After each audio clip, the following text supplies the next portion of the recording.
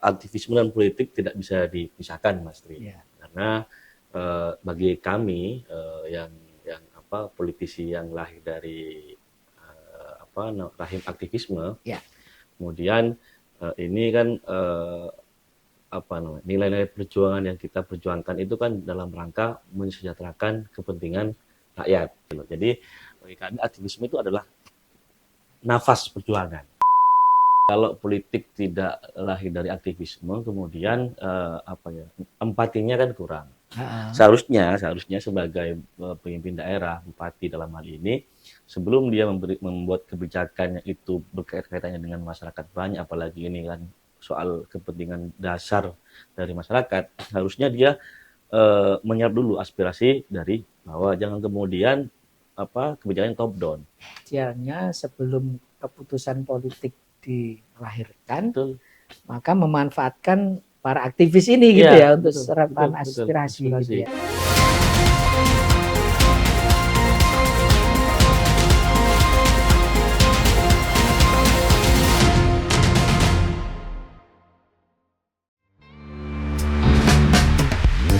Lahir di ujung timur Pulau Madura, tepatnya di Sumeneb pada 23 Agustus 1988. Nur Faizin tumbuh dalam tradisi pesantren dan nilai-nilai keislaman yang kuat. Pendidikan dasarnya ditempuh di MI dan MTS Tarbiyatus Syibyan Jadung Dungken, sebelum melanjutkan ke Madrasah Aliyah Nurul Jadid di lingkungan pesantren Nurul Jadid, Paiton, Probolinggo. Perjalanan intelektualnya berlanjut ke Yogyakarta. Ia menyelesaikan studi sosiologi di UIN Sunan Kalijaga, lalu melanjutkan pendidikan pascasarjana di Universitas Gadjah Mada. Dalam karir profesionalnya, Nur Faizin pernah menjabat sebagai asisten staf khusus Menteri Ketenagakerjaan Republik Indonesia pada tahun 2014 hingga 2019, serta sebagai tenaga ahli di Komisi 9 DPR RI pada periode 2019 hingga 2021. Kini, ia mengemban amanah sebagai anggota DPRD Provinsi Jawa Timur untuk periode 2024 hingga 2029. Tak hanya di ranah birokrasi dan legislatif, Nur Faizin juga aktif di berbagai organisasi kepemudaan dan kemahasiswaan. Ia saat ini menjabat sebagai Ketua Pimpinan Pusat IP Ansor sejak 2024, setelah sebelumnya dipercaya sebagai Wakil Sekretaris Jenderal. Ia juga dikenal sebagai Ketua Umum Ikatan Alumni Fakultas Ilmu Sosial dan Humaniora UIN Sunan Kalijaga, sekaligus pernah menjadi Ketua BEM Fakultas, Deklarator Gerakan Pemuda Melawan Korupsi Yogyakarta, serta aktif di PMII dan berbagai forum mahasiswa di Yogyakarta. Konsistensi, integritas, dan dedikasi Nur Faizin menjadi pijakan dalam setiap langkahnya, baik di dunia akademik, sosial, maupun politik. Sosok muda yang tak hanya berpikir, tapi juga bergerak.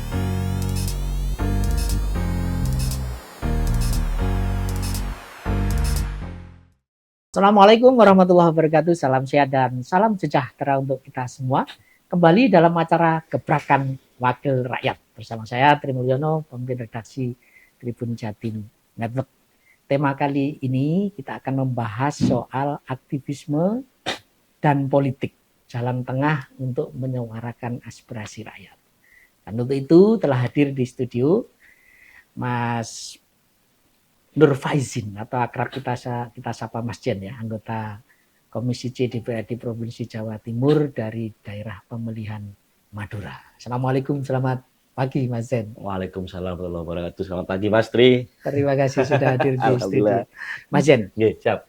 Idealnya tentu ada jalan tengahnya ya, aktivisme dan politik. Tetapi menurut Mas Jen, dalam kondisi apa sih aktivisme itu mungkin bahkan dianggap lebih efektif dibanding jalur politik? Ya, saya kira kan aktivisme dan politik tidak bisa dipisahkan, Mas Tri. Ya. Karena bagi kami yang politisi yang lahir dari rahim aktivisme, kemudian ini kan nilai-nilai perjuangan yang kita perjuangkan itu kan dalam rangka mensejahterakan kepentingan rakyat. Jadi yang menjadi kompas kami, panduan kami dalam berjuang itu kan bagaimana kemudian kontribusi kami selama di politik itu bisa memberikan pemanfaatan yang selebar-lebarnya untuk masyarakat. Jadi bagi kami aktivisme itu adalah nafas perjuangan. Jadi sebetulnya aktivisme dan politik ini bisa disatukan dalam mewujudkan aspirasi masyarakat. Kalau bagi saya malah bukan cuma, tapi itu harus menjadi satu dua sisi yang tak bisa dipisahkan. Karena politik tanpa nilai-nilai aktivisme kemudian, mohon maaf, hanya mungkin terjebak dalam bagaimana hanya untuk memperkaya diri dan semacamnya lah. Tapi kalau kemudian aktivisme menjadi ruh perjuangan, sehingga jelas tujuannya bahwa kita ini di politik dalam rangka mensejahterakan kepentingan masyarakat umum. Tribuners, sekedar informasi ya, Mas Jenitis adalah mantan ketua Senat Badan Eksekutif Mahasiswa Fakultas Universitas UIN Sunan Kalijaga Yogyakarta dan juga ketua PMI Rayon Yogyakarta ya. Nah, Mas Jen, beberapa hari yang lalu kita sempat dikejutkan dengan aksi di Pati. Betul. Ribuan masyarakat di sana menuntut Bupati untuk lengser setelah kebijakan menaikkan PBB 250% katanya. Dan kemudian aksi itu disambut oleh DPR di sana untuk menggelar hak angket. Nah, apakah seperti itu yang kita harapkan dari jalan tengah aktivisme dan politik, atau sebetulnya bisa ada jalan lain, Mas Jen? Ya itu tadi, Mas, kalau politik tidak lahir dari aktivisme, kemudian empatinya kan kurang. Seharusnya sebagai pemimpin daerah, bupati dalam hal ini, sebelum dia membuat kebijakan yang itu berkaitannya dengan masyarakat banyak, apalagi ini kan soal kepentingan dasar dari masyarakat, harusnya dia menyerap dulu aspirasi dari bawah, jangan kemudian kebijakan top down. Nah, karena kalau dia itu memang lahir dari bawah, ini kan nggak mungkin dia semena-mena menaikkan pajak setinggi itu, apalagi di situasi ekonomi kita yang seperti ini. Gitu. Jadi idealnya sebelum keputusan politik dilahirkan, maka memanfaatkan para aktivis ini gitu untuk serapan aspirasi. Gitu ya. Karena kan yang banyak bersinggungan dengan masyarakat bawah itu kan para aktivis. Kami ini kan, misalnya kayak saya ini dapil Madura, tapi mostly kebanyakan tinggalnya di Surabaya. Ini kalau nggak sering diskusi, sering sharing dengan para aktivis yang tiap hari mereka mendampingi rakyat, berkeluh kesah. Nah, ini kan kadang kita akan berjarak kan. Kadang apa yang kita suarakan ini bukan murni dari bawah, tapi kalau kita sering turun diskusi ke bawah, turun ke bawah, sharing-sharing dengan para aktivis, insya Allah suara-suara akar rumput itu sampai gitu. Sehingga ketika kita bersuara itu dirasakan betul oleh masyarakat. Sehingga ketika menjadi produk politik itu tepat sasaran gitu ya. Karena untuk konteks Jawa Timur, Mas Jen barangkali ada catatan bagaimana jalan tengah aktivisme dan politik ini bisa diterapkan secara ideal di Jawa Timur. Saya sih ini, beberapa waktu lalu ini kan di Indonesia ini kan dinamakan dengan kebijakan penghapusan pajak misalnya KDM di Jawa Barat. Itu kan kemudian membuat masyarakat Jawa Timur berbondong-bondong menggeruduk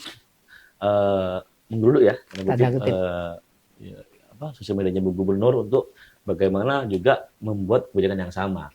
Nah, harusnya luapan hati aspirasi masyarakat itu harus didengar oleh Bu Gubernur, walaupun Bu Gubernur selalu bilang jangan dibanding-bandingkan gitu kan, karena Jawa Timur itu pembayar pajaknya lebih banyak daripada yang tidak bayar pajak. Tapi saya temukan di lapangan kemarin beberapa waktu lalu, saya tuh turun di Sidoarjo di Sidoarjo itu ada bapak sudah mau bayar, dikiranya kan sekarang kan ada yang mengatur Mas pemutihan kan, tapi pemutihan hanya untuk sektor beberapa tertentu kan, misalnya kayak ojol, macamnya lah. Informasi ini nggak masif, sehingga banyak orang yang saya temukan dia mau bayar pajak, dia anggap sudah dihapus atau nggak dihapus, akhirnya dia balik lagi karena uangnya nggak cukup. Jadi artinya di Jawa Timur sendiri harus waspada gitu ya. Bahwa kalau itu nggak dikelola dengan baik, para aspirasi para aktivis ini akan menjadi beban politik juga di Jawa Timur gitu. Yang menarik Mas Jen, fenomena media sosial. Jadi aktivasi ini makin gampang terlaksana gitu ya, dengan aktivasi daring lah kira-kira begitu ya. mereka cepat mengkonsolidasikan massa, kemudian membuat gerakan. Betul. Tetapi sisi yang lain, pasca Pati misalnya Mas Jen itu, apa ya? Karena orang mudahnya mengupload informasi di media sosial, kemudian terjadi perpecahan juga di antara para. Nah, Mas Jen menyikapi seperti apa? Aktivasi daring yang ideal itu seperti apa? Memang ini Mas, media sosial di zaman sekarang itu kayak dua mata sisi yang berlawanan. Kadang sisi lain kita nggak perlu turun ke banyak tempat untuk menyuarakan apa yang kita suarakan, cukup dengan kita upload di sosmed itu semua orang. Misalnya kayak saya waktu kemarin menyuarakan meminta Pemprov agar menyiapkan ambulan laut bagi masyarakat pulau di dapil saya, karena kan Sumeneb itu kabupaten dengan puluhan pulau yang berpenghuni, sementara akses pelayanan kesehatannya kan sangat kurang memadai, Mas. Saya berharap agar ada misalnya bantuan ambulan laut bagi masyarakat kepulauan, karena beberapa waktu kemarin itu banyak sekali kasus-kasus orang wafat di tengah jalan, di tengah laut, karena nggak tertolong.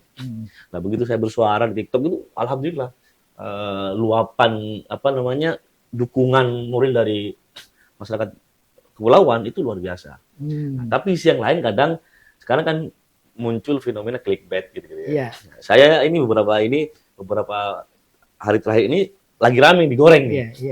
Karena saya menyikapi soal peredaran rokok ilegal di Madura. Itu ada beberapa pernyataan saya yang tidak dikutip secara utuh. Sehingga itu kemudian menyebabkan ribuan protes. Seolah-olah saya ini tidak tidak pro rakyat. Padahal bagi saya ini kan fenomena rokok ilegal ini kan hanya ini aja. Kalau nggak segera diatasi, mau sampai kapan? Para pengusaha dan pelaku rokok ilegal ini main petak umpet dengan aparat, gitu loh. Makanya kemudian saya menyawarkan solusi yang itu bisa menghentikan fenomena ini, tapi juga tetap menjaga penghasilan para petani dan pengusaha rokok dengan cara apa? Harga cukainya itu diturunkan. Karena ketika harga cukai yang masih tinggi sama aja negara membiarkan. Sehingga menurut saya memang betul Mas Jen bahwa harus ada jalan tengah. Betul. Contoh case yang disampaikan Mas Jen itu kan menggambarkan ketika aktivisme itu berjalan, apalagi di era media sosial, kemudian tidak didukung oleh kebijakan-kebijakan politik yang komprehensif, menjadi bias gitu menjadi kerusuhan gitu. Alhamdulillah Mas, kalau kami kan di PKB ya. PKB itu kan kalau kata Mas Wahid kan, kalau Mas nonton podcastnya ini kan tempatnya para aktivis utamanya anak PMI. Insya Allah lah, kalau PKB itu kan jelas ya visi misinya, terus aktivis partainya juga berangkat dari orang-orang yang memang tumbuh dari bawah gitu. Sehingga ya kami berharap karena kami tumbuh dari bawah, kepekaan itu tetap menyertai kami, sehingga apapun kebijakan apapun yang kita suarakan itu murni bersumber dari keresahan, keluh kesah yang dialami oleh masyarakat bawah gitu. Tapi Mas Jen, pengalaman sekian bulan terpilih menjadi setahun ya, sudah setahun ya. Terpilih sebagai anggota dewan, apakah jalur politik itu yang terutama di Jawa Timur lah Mas Jen bisa sampaikan pendapat, apakah masih tanda kutip ada harapan besar ya menjadi salah satu pilar harapan masyarakat untuk menyuarakan aspirasinya? Karena selama setahun ini ya, meskipun misalnya kita sekarang lebih ramai soal isu efisiensi macam-macam lah. Tapi alhamdulillah karena kami ini kan sebetulnya legislatif kan parlemen ya. Tugasnya hanya menyuarakan, bukan eksekutor. Tapi beberapa hal misalnya kayak ini, kalau Mas ngikutin beberapa waktu lalu kami bersuara lantang soal fenomena Bank Jatim yang dikorupsi secara kasus penyalahgunaan kredit fiktif di Jakarta Jakarta. Itu kan 1,5 triliun lebih kan. Ya, kami alhamdulillah dengan kami itu bersuara, akhirnya kemudian sudah Bank Jatim sudah mulai berbenah dan beberapa orang sudah jadi tersangka gitu. Nah, ini kan kalau nggak kami bersuara, nah, fenomena ini kan bisa jadi terus akan berjalan. Dan gitu. khusus case itu ya, itu artinya kan berangkatnya justru dari ruang politik gitu Mas ya, tidak dari aktivisme gitu ya. Saya kira aktivisme tidak bersuara dulu kan kemarin itu, baru setelah digaungkan oleh Mas Jen dan kawan-kawan jadi perbincangan, aktivis baru masuk di situ gitu ya. Artinya kan ini saling melengkapi lah Mas. Betul. Kadang juga kami juga nggak menutup diri. Kadang juga ada hal-hal yang ditemukan oleh aktivis baru kami yang follow up. Artinya kan dua sisi ini aktivis kan nggak boleh dipisahkan, harus saling melengkapi gitu. Betul. Tetapi Mas Jen melihat tantangan apa ya yang paling besar yang kira-kira nanti akan menjadi hambatan untuk dua kutub ini, aktivisme dan politik ini menjadi bersatu ya. Sebenarnya tantangannya apa sih Mas untuk? Kalau saya lihat sih gini Mas, tidak banyak aktivis yang kemudian berhasil menjadi politisi karena tadi itu, karena dia berasal dari tumbuh dari bawah, dia emang sehari-harinya berkumpul dengan orang-orang susah sehingga kepeduliannya tinggi. Tapi ada juga beberapa kasus yang, mohon maaf, oknum lah ya, yang dulu dia menjadi pemimpin demo misalnya, dia sangat dekat dengan rakyat, tapi ketika dia di kekuasaan banyak yang juga, mohon maaf, tergelincir. Gitu. Fenomena terbaru mungkin Mas tahu lah, ada wakil menteri yang itu dia dulu aktivis, kemudian artinya ini hal-hal yang bagi saya sebagai anak muda yang juga masih lahir dari aktivisme, ini yang harus butuh kontrol dari teman-teman kayak Mas Tri, kayak teman-teman yang lain di PES untuk terus mengontrol kami. Karena kekuasaan itu sangat gampang Mas merubah karakter orang itu. Sangat gampang. Nah, dengan kami terus bersentuhan dengan lembaga PES yang juga sama-sama idealis gitu, dengan teman-teman aktivis, ini harapannya menjadi kontrol kami agar kemudian kami tidak silau dengan dengan kilauan kamera, terus dengan pelayanan yang Mas tahu lah gitu. Jadi tantangan terbesarnya adalah zona nyaman itu ya Mas Jen ya. Jadi jangan sampai kita terlena di zona nyaman, kemudian setelah jadi berkuasa kemudian melupakan aktivisme. Tetapi ada cara tentu ya Mas banyak Jen, cara, banyak cara untuk mengombinasikan itu ya. Salah satu tadi pengawasan dari pihak yang lain gitu ya. Tapi kalau Mas Jen sendiri kebetulan di Dapil Madura gimana tantangan menyatukan aktivis? Kita tahu Madura cukup kritis ya, anak-anak mudanya juga cukup kritis ya. Kami sih gini Mas, kami selalu bersuara. Madura dari sejak saya kecil sampai sekarang menjadi anggota DPRD gitu ya, mewakili Madura. Itu persoalan isu kemiskinan itu tidak pernah berubah. Dulu Madura selalu kemiskinannya ekstrim. Nah, makanya saya beberapa kali bersuara baik di Banggar, di Pansus. Saya ikut waktu kemarin Pansus LKPJ, saya mengkritik Pemprov. Jadi selama ini apa sih yang sudah dikerjakan oleh Pemprov gitu loh? Untuk mengatasi masalah kemiskinan ekstrim. Padahal visi misi gubernur yang terbaru ini kan bagaimana kemiskinan ekstrim di beberapa tempat di Jawa Timur itu bisa terangkat. Tapi faktanya kan, mohon maaf, tidak jelas Mas ukurannya. Makanya kami waktu itu mengusulkan agar ada yang namanya roadmap. Di selama 5 tahun kepemimpinan Khalifah dan Emil ini, apa sih langkah-langkahnya? Setahun ini apa, 2 tahun ini apa, 3 tahun ini. Sehingga kalau begitu kan jelas ukurannya. Tapi kalau misalnya tidak ada roadmap yang jelas, ya akhirnya kan serampangan. Gitu loh. Hanya omong-omong lah. Sementara 3 dari 4 kabupaten di Madura itu kan masih dalam tergolong kemiskinan yang ekstrim. Gitu loh. Kalau Mas Jen sendiri setelah ini disuarakan ya, ini kan jadi contoh kasus ya bagaimana mensinergikan antara aktivisme dan politik ya. Setelah nanti ada roadmap, barangkali Mas Jen sendiri juga sudah punya ancang-ancang rencana bagaimana ya menyatukan para aktivis di Madura ini, menyerap aspirasinya, mungkin punya cara khusus di sana. Makanya Mas, kalau ada roadmap-nya, sehingga ini kan semua menjadi terakses. Mengatasi kemiskinan ini tidak bisa dong hanya diurusi oleh gubernur. Harus ada peran juga dari pemerintah daerah, misalnya kabupatennya, bupatinya seperti apa, anggota dewannya seperti apa, terus juga aktivisnya juga, agar tahu apa capaian-capaian yang sudah dicapai oleh Pemprov, Pem dan lain semacamnya. Tapi kalau Ya. nggak ada kebijakan yang komprehensif, akhirnya kan nggak jelas, Mas. Ya, ya, Gitu loh. ya, Kontrol dari aktivis itu kan sebagai vitamin gitu loh. ya, ya. Saya juga tidak, saya hampir setiap hari Mas kadang dikritik. Saya selalu bahkan kalau nggak ada kritik saya khawatir gitu loh. Iya, iya. Karena tadi itu kekuasaan itu melenakan. Makanya saya selalu kalau nggak ada yang ada waktu kosong, saya telepon mereka, ayo apa nih masukannya buat saya ketika Oh, karena iya, iya, iya. saya harus betul, Saya kira salah satu kuncinya itu, Mas, justru jemput bola ya. iya, jemput Mas Jen, bola. ya? Oke, Saya oke. alhamdulillah di Jakarta dimentori oleh Pak Hanif Dakiri ya. Beliau mantan Mantan Menaker, Menteri Naker ya. ya. Itu beliau sering apa ya, gendikan, sering ketika kita main gitar berdua, kadang ngobrol hati ke hati, beliau selalu ngomong, Jen, aku jadi menteri sekarang, kamu jadi stafku, kita lagi di atas. Banyak teman-teman yang mau nyapa kita kadang malu. Lah, Oke. itu kita duluan yang nyapa.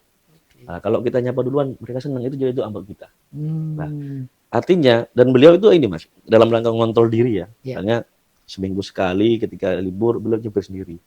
Sama ibu, oke. dan berdua. Saya Karena kira apa? Menteri itu kan disupiri, pokoknya dibukain pintu, itu berubah. pegang handuk aja nggak pernah Iya, ya nggak kira. pernah. Ya, itu, makanya kontrol diri itu sangat penting. Iya, iya, Nah, saya alhamdulillah banyak terinspirasi dari beliau. Makanya kalau misalnya teman-teman nggak ada yang mengkritik saya malah takut. iya, iya, iya, iya. Jadi itu yang menarik sekali ini. Jadi Di atas itu kan angin tinggi kan, iya, iya. perlu tolak angin.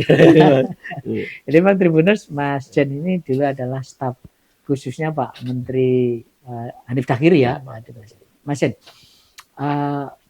kalau aktivisme ini lebih dominan, saya juga khawatir Mas.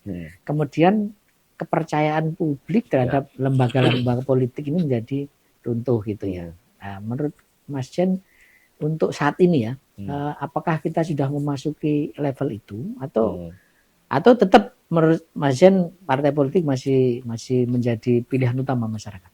Gini Mas, partai politik itu saya kira saat ini itu menjadi sarana utama kalau kita mau membawa mau merubah negeri ini menjadi lebih baik.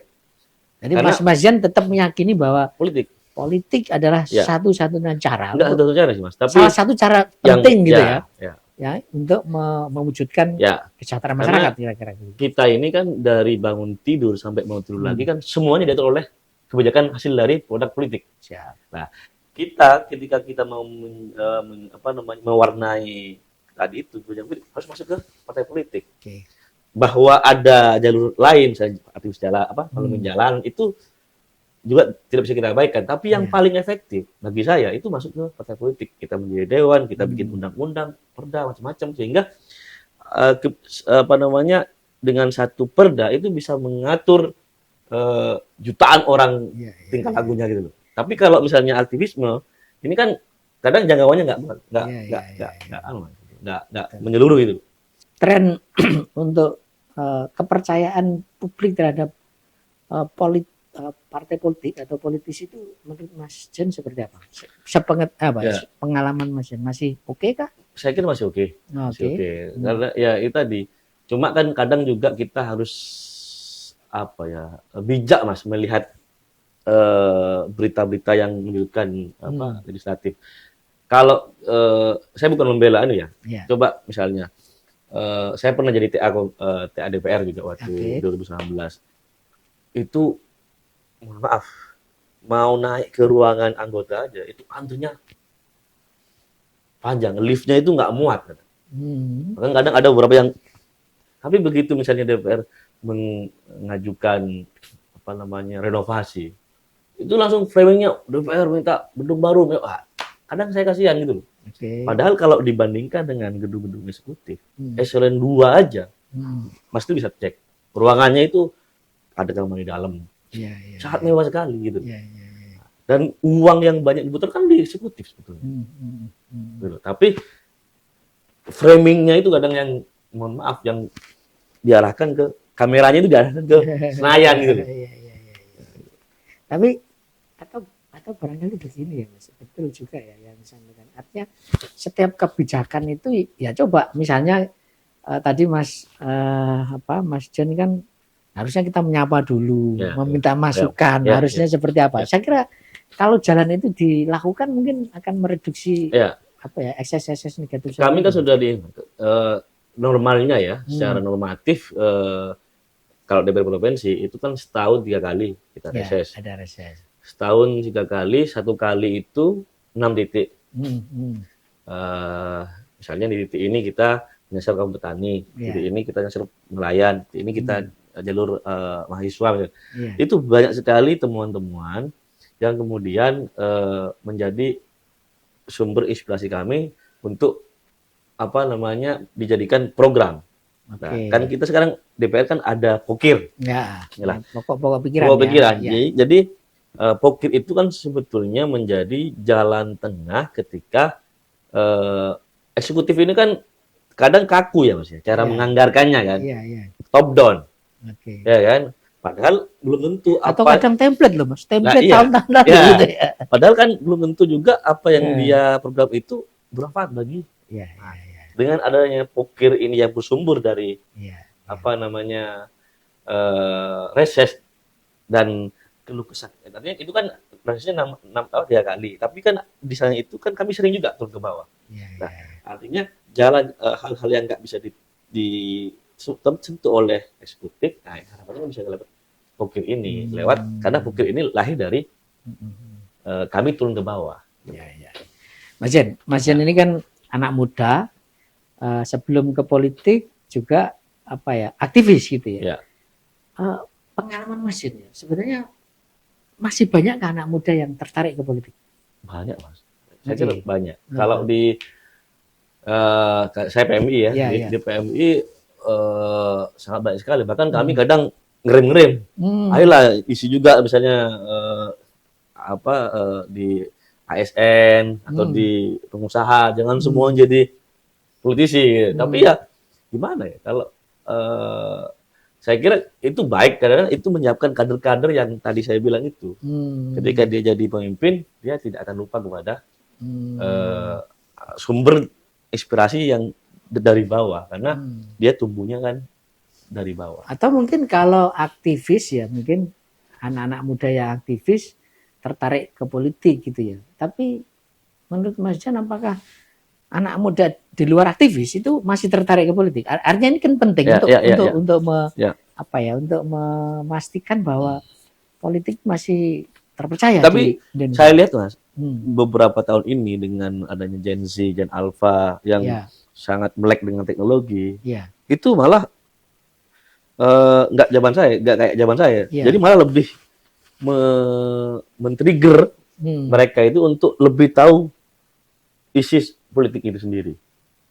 Nah sekarang ini kan luar biasa. Gerakan kayak misalnya kemarin anak abah kalau saya dulu zaman Pilpres itu kan luar biasa di kalangan kelas menengah dan di generasi-generasi yang selama ini jangankan bahas aja kadang mereka nggak paham lah, tapi kan partisipasi sangat tinggi sekali waktu itu.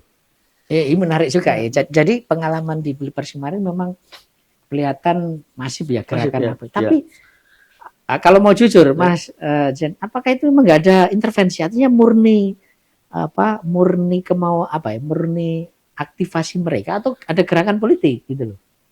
Gerakan mesti ada Mas. Ya. Tapi kan gerakan secanggih apapun kalau di bawahnya ini nggak menyambut dengan baik ya. Nggak mungkin. Nanti saya kira dua sisi yang. Ya ini menarik. Kalau misalnya tahu kan dulu misalnya Cak Imin dianukan dengan aktor Korea itu kan fenomena yang 15 tahun lalu 10 tahun nggak ada. Ya kan? Tapi kan bagaimana anak-anak muda kemarin itu sampai bikin relawan, gerakan relawan, bikin poster macam-macam dengan dia beli bukan dia dikasih. Ini kan luar biasa Mas. Iya. Jadi yang terpenting adalah tadi oke ada gerakan, kemudian disambut, kemudian benar-benar percaya bahwa aspirasi mereka akan tersampaikan dengan baik. Gitu ya. Bahwa mereka itu ada ngerasa ada ruang lah, ada ruang bahwa mereka itu diwakili. Sebetulnya mereka butuh juga ya. Butuh juga pikir-pikir yang bisa menampung mereka. Mas Jen, barangkali ini untuk di Jatim, apa masukan dan nasihat Mas Jen agar eksekutif ini betul-betul menjadikan aktivisme itu juga bagian terpenting untuk mengambil kebijakan? Ya, saya nggak, kalau konteksnya beliau sebagai gubernur, saya Ya. bisa dong menasihati. Tapi Oke, kalau ya, konteksnya ya. beliau senior saya takut kuat.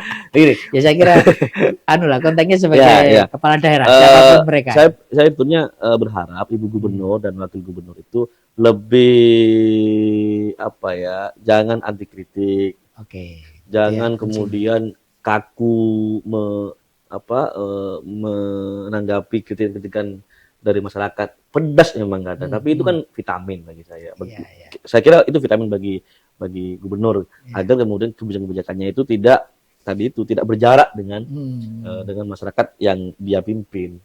Kan kemarin-kemarin itu kan banyak kritikan, misalnya ketika orang-orang itu mengkritik soal mendorong ibu agar bikin kebijakan yang pro rakyat soal kayak pajak, Ya, ya. malah beliau review buah-buahan. Nah ini kan nggak nyambung gitu loh. Ya. Kebetulan Mas Jan sekarang di Komisi C ya, Komisi C, di ya. Provinsi Jawa Timur. Barangkali yang di akhir obrolan kita bisa sampaikan kira-kira apa lagi. Ini mungkin juga Tribuners bisa tahu ya apa yang jadi konsen Komisi C di DPR Jatim, sehingga mereka juga akan aktif lah untuk memberi masukan-masukan. Sekarang yang lagi isu yang harus kita kawal bersama, ini kan isu soal fiskal daerah yang trennya menurun karena akibat dari Undang-Undang HKPD, Hubungan Keuangan Pemerintah Daerah, yang atau dikenal dengan Undang Opsen gitu loh. Nah, ini Jawa Timur aja terus per hari ini sudah berkurang 4 triliun. Nah, 2027 kemudian akan lebih ini lagi lah.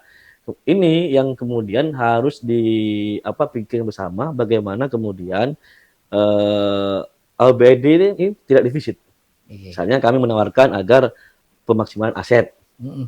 BUMD juga, ayo dong, jangan cuma jadi tempat nongkrongnya, tempat